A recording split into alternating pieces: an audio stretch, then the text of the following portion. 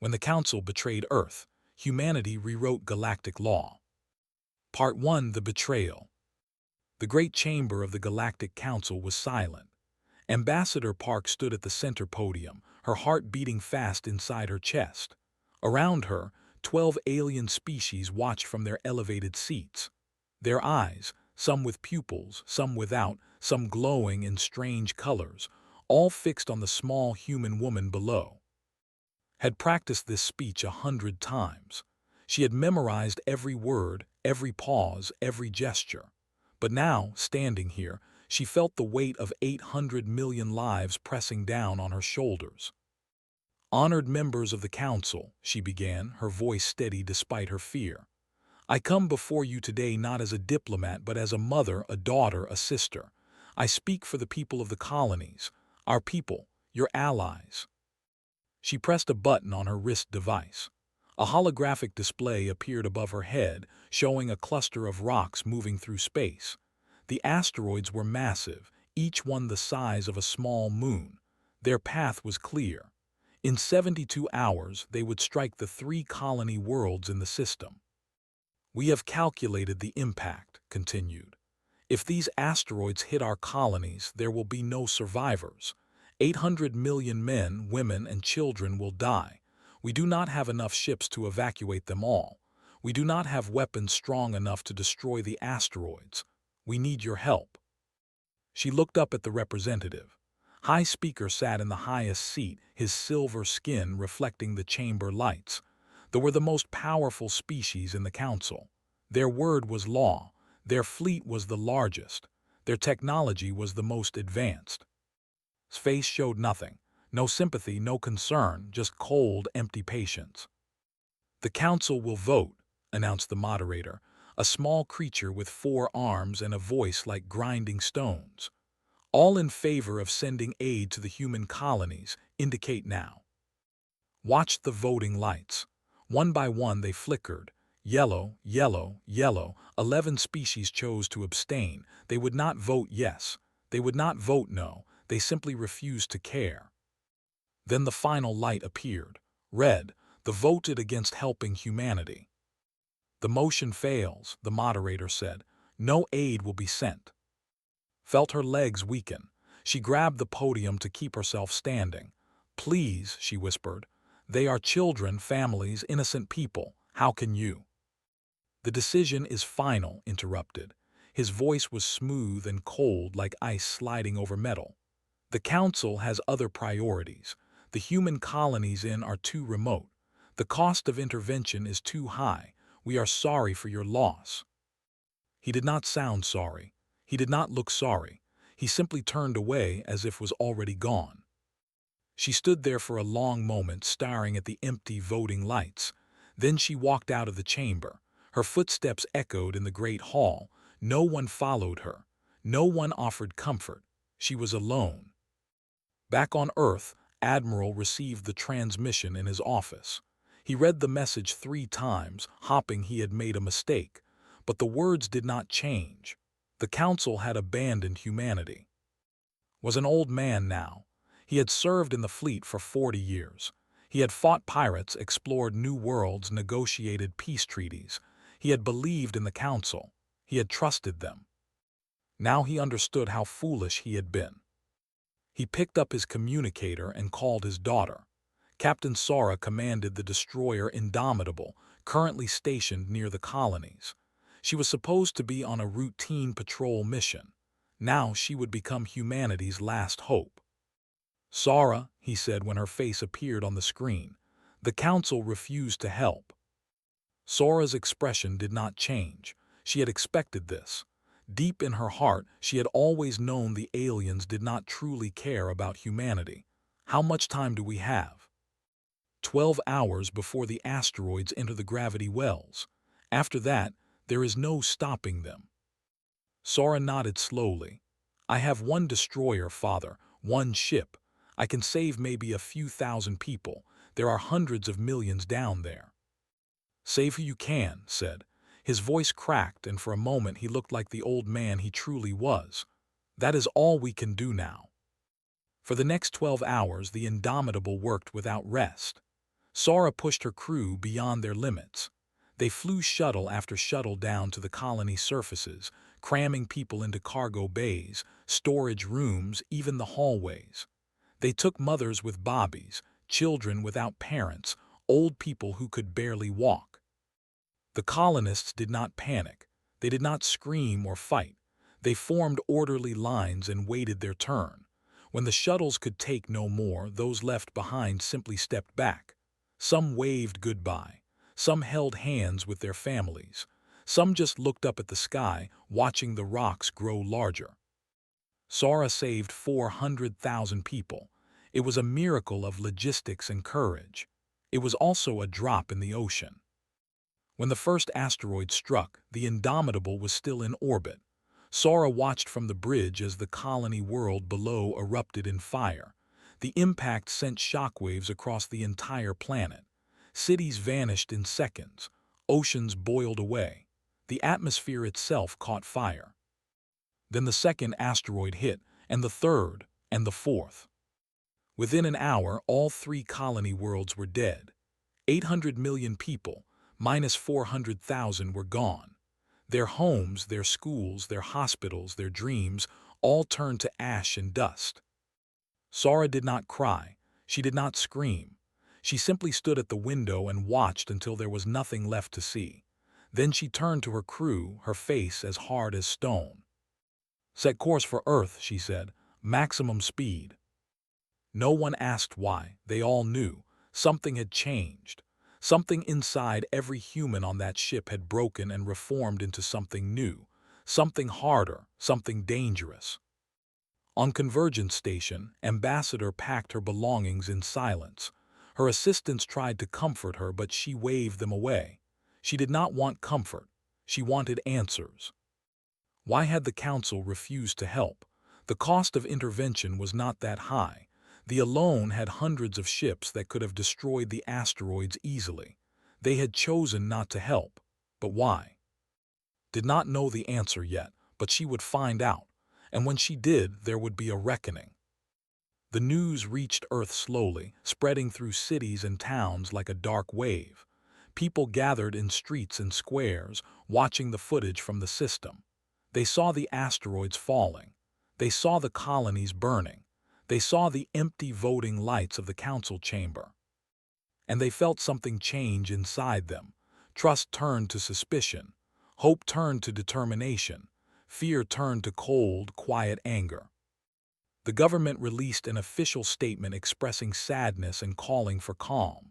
But behind closed doors, the leaders of Earth made different plans. Admiral met with generals, scientists, and spy masters. They talked through the night, their voices low and serious. "We were fools," said at the end of the meeting. "We thought they were our friends. We thought we were part of something greater, but we were never their allies. We were their servants, their resources. And when we became inconvenient, they threw us away." He looked around the table at the grim faces of humanity's leaders. "Never again," he said. "From this day forward, we trust no one but ourselves. We depend on no one but ourselves. And one day, not today, not tomorrow, but one day, we will make them answer for what they have done." The others nodded. No one disagreed. No one suggested patience or diplomacy. The time for such things had passed. In the ashes of betrayal, humanity made a quiet decision. They would never be victims again. 5 years passed after the destruction of the colonies. The galaxy moved on. The council held its meetings, made its laws, fought its small wars. They thought about humanity less and less with each passing month. The humans had been put in their place. They were no longer a concern. This was exactly what humanity wanted them to think. Deep beneath the frozen plains of Antarctica, in a facility that did not exist on any map, Director Lee walked through corridors of steel and glass. She was a small woman with tired eyes and gray streaks in her black hair. She had not slept more than 4 hours a night in 3 years. She did not mind. Sleep was for people who had time to waste. Around her, thousands of scientists and engineers worked in perfect silence. They studied alien technology, Weapons, shields, engines, computers, taken from every species humanity had ever encountered. They did not just copy this technology, they improved it. Director called a young researcher named Bay, waving her over to his workstation. I think we finally solved the power problem. Looked at the holographic display floating above his desk. It showed a new design for a jump drive, the engine that allowed ships to travel faster than light. The Council's jump drives were fast, but they consumed enormous amounts of energy. Human ships could only make short jumps before needing to recharge. But its design was different. He had found a way to recycle the energy from each jump, feeding it back into the system. The result was a drive that could make jump after jump without stopping. How fast? Asked. 3 times faster than anything the Have, replied, unable to hide his excitement. And unlimited range. We could cross the entire galaxy without stopping. Nodded slowly. She did not smile, she had forgotten how. Good work, begin full production immediately. And this stays secret. No records, no reports, no outside communication. Understand? Yes, Director. She moved on to the next department where engineers worked on weapons, then shields, then sensors. Each team had made breakthroughs that would have seemed impossible 5 years ago. Humanity was learning fast, faster than any species in galactic history.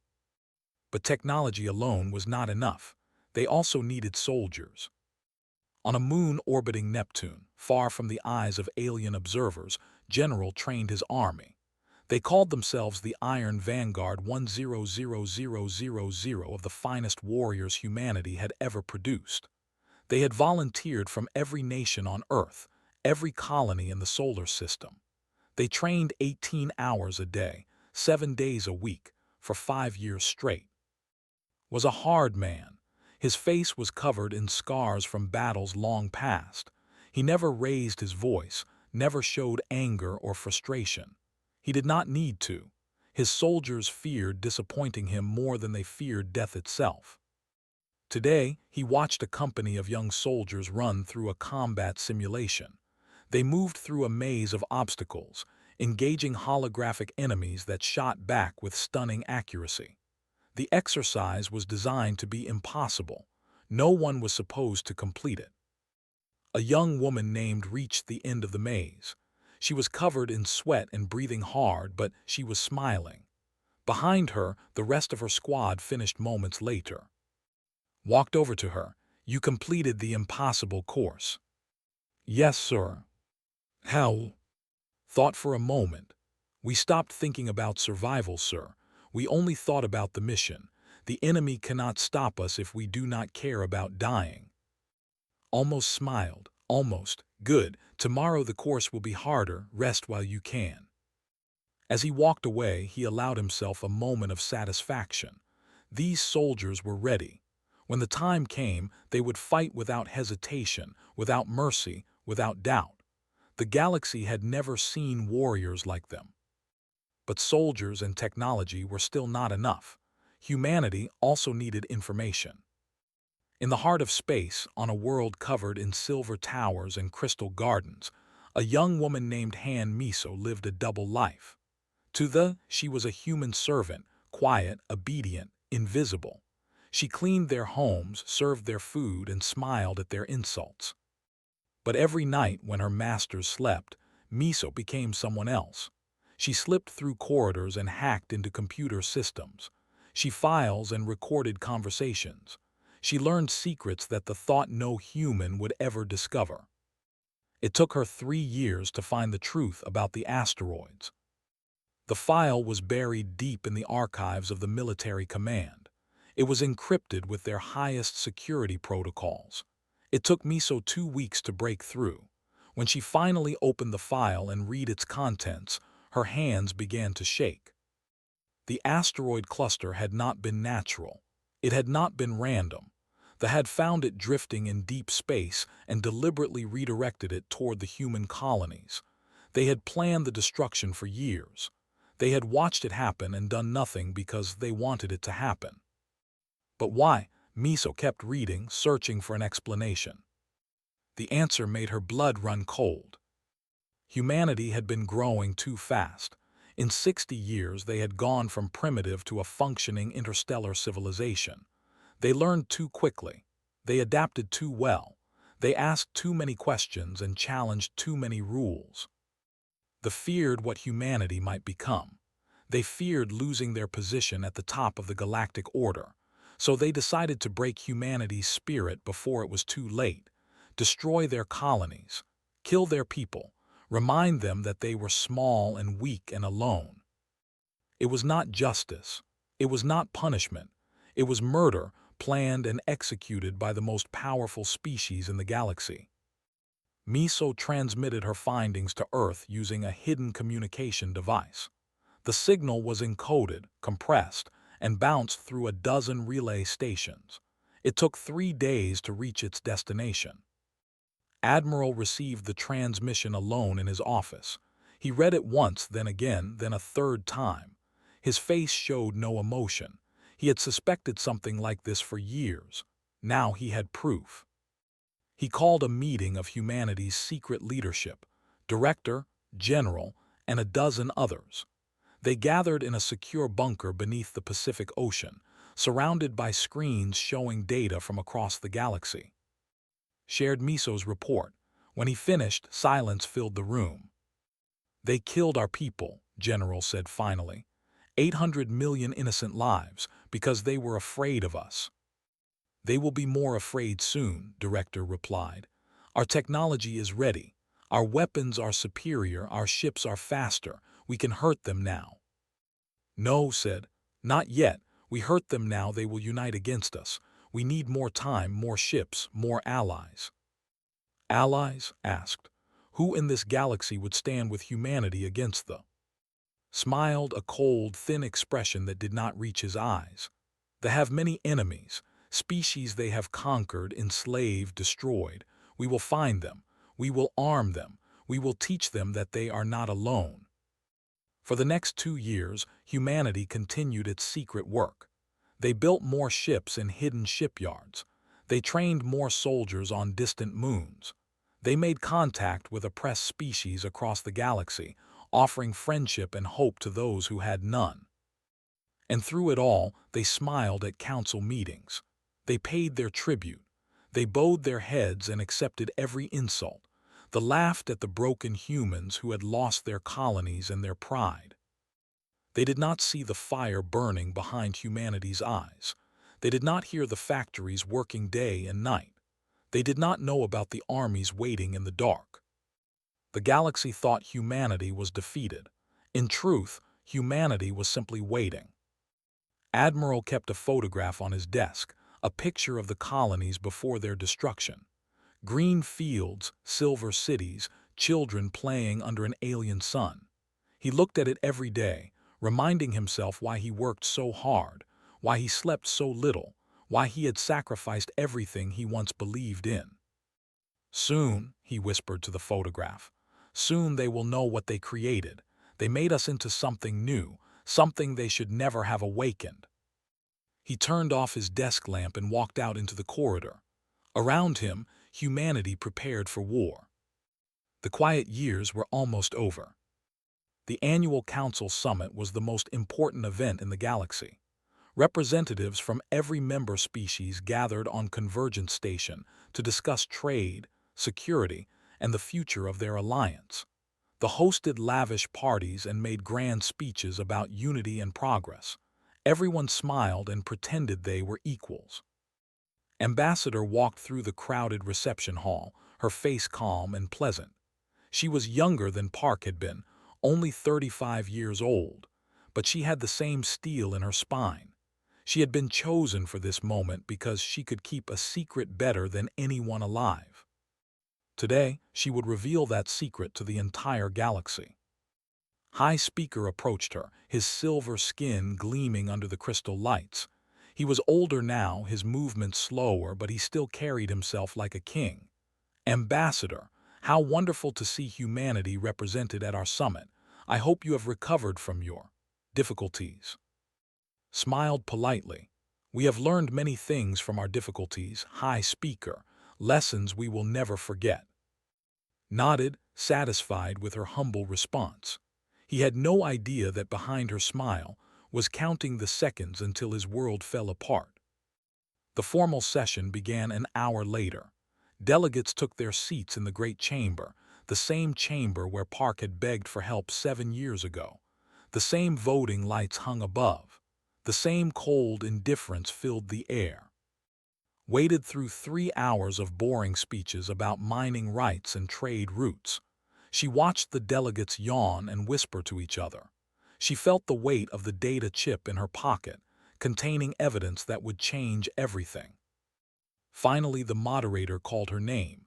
Ambassador of Earth, you may address the council. Rose from her seat and walked to the center podium. 200 alien eyes followed her movement. She took a deep breath and began. Thank you, honored delegates. Today I wish to share something with this council, a story about justice, a story about truth. She pressed a button on her wrist device. The holographic projectors around the chamber flickered to life, displaying documents covered in script. These are classified files from the military command, continued. They detail a secret operation conducted 7 years ago.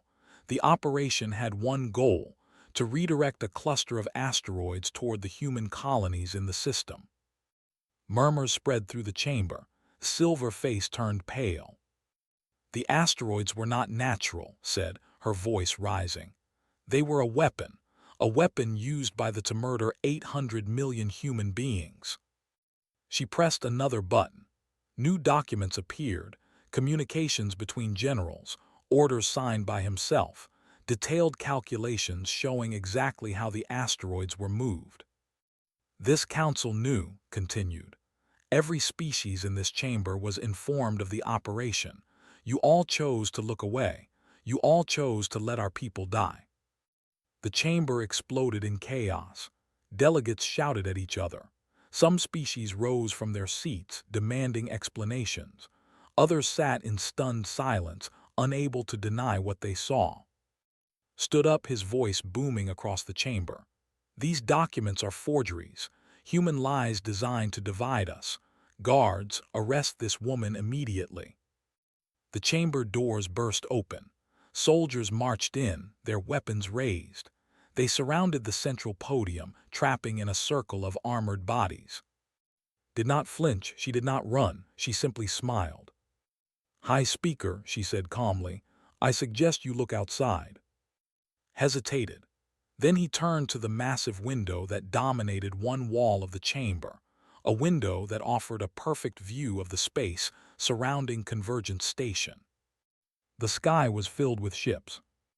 200 human vessels appeared out of nowhere, their cloaking devices deactivating in perfect unison. Carriers the size of mountains, battleships bristling with weapons, destroyers moving in precise formations. They surrounded the station like wolves circling prey. No one in the chamber had ever seen ships like these. They were sleek and dark, designed for war rather than display. They moved with a speed and grace that seemed impossible. At the center of the fleet, the flagship Vengeance dominated the view. On its bridge, Admiral watched the chaos unfold on his tactical display. His daughter, Captain Sora, stood beside him, no longer a young officer but a hardened commander. Activated his communication system. His voice broadcast across every frequency in the system, reaching every ship, every station, every planet within range. This is Admiral of the United Earth Fleet. We are here to deliver justice. 7 years ago, they murdered our people. The Council did nothing. Today, that changes. He paused, letting his words sink in. We invoke Article 1 of the original Galactic Charter. When a member species commits genocide against another, the victim species reserves the right to seek justice by any means necessary. This law was written by themselves, centuries ago. They used it to justify their own wars of conquest. Today, we use it against them. In the council chamber, watched the human fleet with growing horror. This is impossible, he whispered. "They cannot have built this. They do not have the technology." "You underestimated us," replied. "You thought we were weak. You thought we would stay broken. You were wrong." Turned to his military advisor. "Scramble our fleet. Destroy these humans before they can attack." The fleet responded quickly. 60 warships launched from nearby stations, forming a defensive line between the human fleet and Convergence Station. They were powerful vessels, veterans of 100 battles. Their commanders believed they would crush the humans easily. The battle lasted 11 minutes. The human ships moved like nothing the galaxy had ever seen. They jumped in and out of normal space, appearing behind enemy lines, firing devastating volleys, then vanishing before they could respond. Their weapons cut through shields like paper. Their own shields absorbed everything thrown at them. Captain Sora commanded the Vengeance with cold precision. She remembered watching the colonies burn. She remembered the faces of the people she could not save. Every shot her ship fired was a message to "We have not forgotten." When the battle ended, 47 warships drifted as burning wreckage. 13 more had surrendered. The human fleet had not lost a single vessel. On Convergence Station, the delegates watched in stunned silence. Some species, those who had suffered under rule, began to applaud. Others simply stared, unable to process what they had witnessed. Collapsed into his chair, his silver face gray with shock. The most powerful species in the galaxy had just been defeated by the species they had tried to destroy. Walked toward the delegation, her footsteps echoing in the silent chamber. She stopped in front of and looked down at him with cold, steady eyes. "You killed our children," she said softly. "You burned our homes. You thought you could break us. Instead, you made us stronger than you ever imagined." She turned to address the entire chamber. "Today, the old order ends. The Galactic Council as you knew it is finished. There will be no more secret murders, no more silent complicity, no more rule by fear." She raised her hand toward the window, where the human fleet hung like a wall of steel and fire. "Humanity offers the galaxy a choice. Stand with us, and together we will build something better. Stand against us and face the consequences of your crimes. There is no middle ground. There is no negotiation. The time for such things has passed." 3 species immediately announced their withdrawal from the Council, pledging support to humanity. More followed within hours. The alliance that had ruled the galaxy for 1,000 years began to crumble before everyone's eyes. On the bridge of the Vengeance, Admiral allowed himself a small smile. The first step was complete. The truth was revealed. They were exposed. But the work was far from finished. The galaxy was in chaos, and chaos could become either freedom or destruction. Humanity would have to guide it carefully, not as conquerors but as builders. "Captain," said to his daughter, "signal the fleet. We have much work to do." Sora nodded and began issuing orders. Outside the window, the human fleet moved in perfect formation, ready to reshape the galaxy. The age of the was over. The age of humanity had just begun. The galaxy expected humanity to become conquerors. They expected revenge, violence, and domination. Every species that had ever gained power in the galaxy had done the same thing, crushed their enemies and ruled through fear. Humanity chose a different path.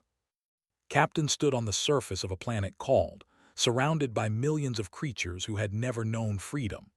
There were small beings with soft blue skin and large dark eyes. For 300 years, they had used them as slaves, workers in mines, servants in palaces, subjects for medical experiments. Now they stared at the human soldiers who had landed on their world, unsure whether to run or bow or beg for mercy.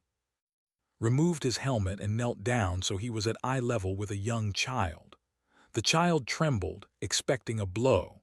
Instead, reached into his pocket and pulled out a small piece of chocolate. "For you," he said softly. "Not poison, not a trick, just a gift." The child's mother rushed forward, pulling her daughter away. She looked at with suspicious eyes. "Why are you here? What do you want from us?" Stood up slowly. "Nothing, we want nothing from you. The who ruled this world are gone, their soldiers have fled, you are free." The mother stared at him, unable to understand. Freedom was a word she had never truly known. Free to do what? "Whatever you choose. Build your own government, make your own laws, live your own lives." Gestured to the ships landing behind him, unloading supplies and equipment. "We brought food, medicine, and tools. Use them however you want. We will stay only as long as you need us. Then we will leave." For a long moment, no one moved. Then slowly the mother took the chocolate from her daughter's hand. She looked at it, smelled it, then took a small bite. Her eyes widened with wonder. She had never tasted anything so sweet. She turned to the crowd behind her and spoke in her own language. Whatever she said spread through the like wildfire. Some began to cry. Others fell to their knees. A few started laughing, unable to contain their joy. Freedom had come too. The same scene repeated across the galaxy. Commander O led a fleet to break the blockade around where billions had been starving under council sanctions. She delivered enough food to feed them for a year and asked for nothing in return. General liberated the prison camps on 7, where political prisoners from a dozen species had been left to rot. He personally carried out an elderly alien who had been imprisoned for speaking against a crime that had cost him 40 years of his life. Everywhere humanity went, they brought the same message: "We are not here to rule you. We are here to help you rule yourselves." Not everyone believed them. Some species attacked human forces, convinced it was a trap. Others tried to negotiate special deals, hoping to become humanity's new servants in exchange for protection. A few simply hid, waiting to see what would happen next. Humanity responded with patience. They defended themselves when attacked but did not seek revenge. They refused to make deals that would create new systems of control.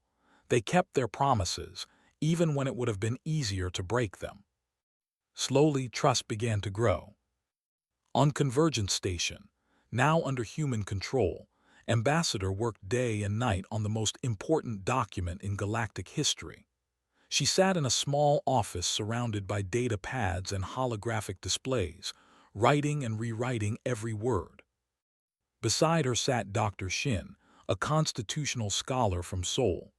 Had spent her entire life studying systems of government, how they rose, how they fell, how they could be made to serve the people instead of the powerful.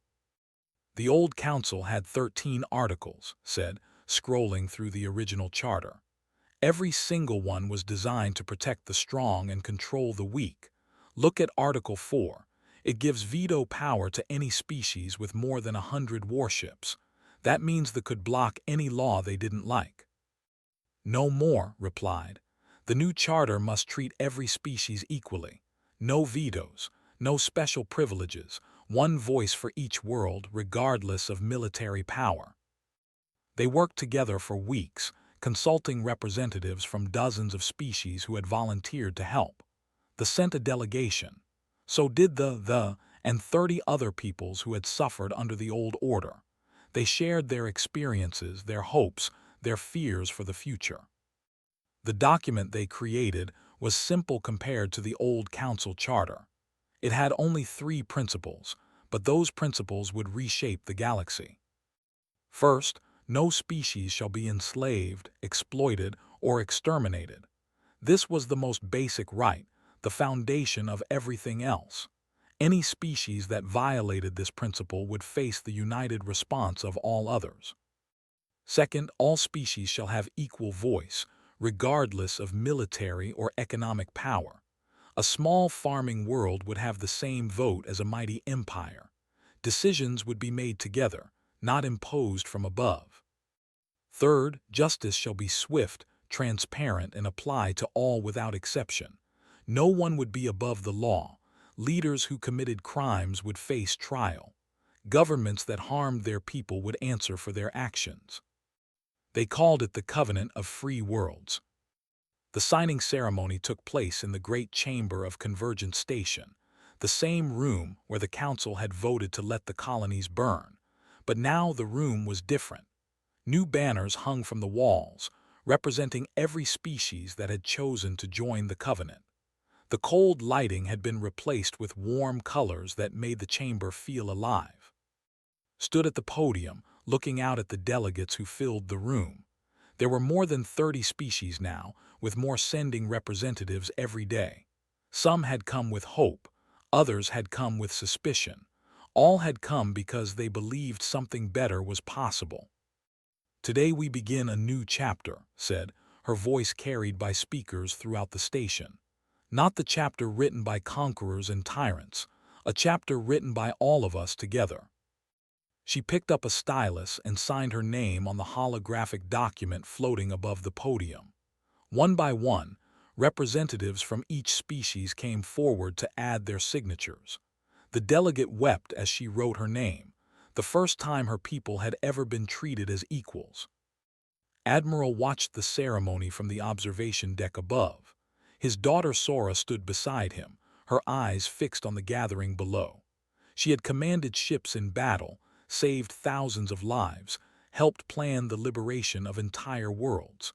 But watching the signing of the covenant moved her more than any victory. "Was it worth it?" she asked quietly. "All the years of hiding, all the lives lost, all the pain?" Considered the question for a long time. He thought about the colonies, the world he had lost, the people he could not save. He thought about the soldiers who had died fighting for this moment. He thought about the future that his might inherit. "Ask the children who will never know chains," he finally said. "Ask the parents who will never watch their homes burn. Ask the species who spent centuries as slaves and are now free to choose their own paths."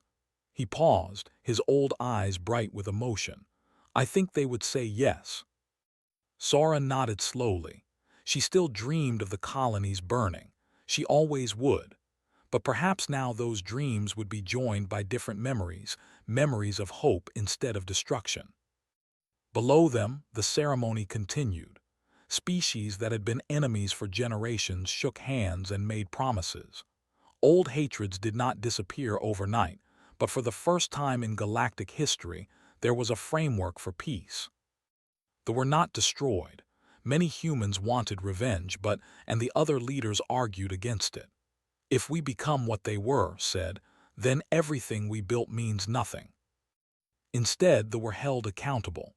Their leaders faced trial for the massacre. Their military was reduced. Their conquered territories were given independence. They would have to earn their place in the new order, just like everyone else. Some accepted this with grace. Others raged against it, but they had no choice. The galaxy had changed, and they would have to change with it. On Earth, the news of the covenant spread across every city and village. People gathered to celebrate, not victory in war, but the beginning of something new. They lit candles for those who had been lost and raised glasses to those who would come after. In the Antarctic facility where Project Prometheus had once worked in secret, Director Lee finally allowed herself to rest. She sat in her empty office, looking at the plans for weapons and ships that would never need to be built. The war was over. The future was bright. For the first time in 7 years, she smiled. 50 years had passed since the betrayal. 50 years since the asteroids fell and the colonies burned. 50 years since humanity rose from the ashes and changed the galaxy forever. The universe was different now. The Covenant of Free Worlds had grown from 30 species to more than 200. Wars still happened. Some conflicts were too old and too deep to solve with words, but genocide was no longer possible. Slavery existed only in history books. Children across the galaxy grew up learning about rights and freedom, ideas that had once seemed like impossible dreams. Park stood in her office on Convergence Station, looking out the great window at the traffic of ships passing by. She was 52 years old, with streaks of gray in her black hair and lines around her eyes from years of hard work. She was the granddaughter of Park, the ambassador who had begged the council for help so long ago. now held the highest position in galactic government, Speaker of the Covenant. On her wall hung a photograph of the colonies before their destruction. Green fields stretched beneath a golden sky. Silver towers rose among ancient forests. Children played in parks, their faces bright with laughter. Never forgot those faces. They reminded her why the work mattered. Her assistant, a young named, entered the room. 50 years ago, his grandmother had been a slave on a mining world.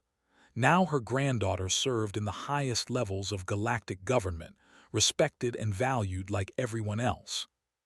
Speaker Park said, "The delegations are arriving for the anniversary ceremony.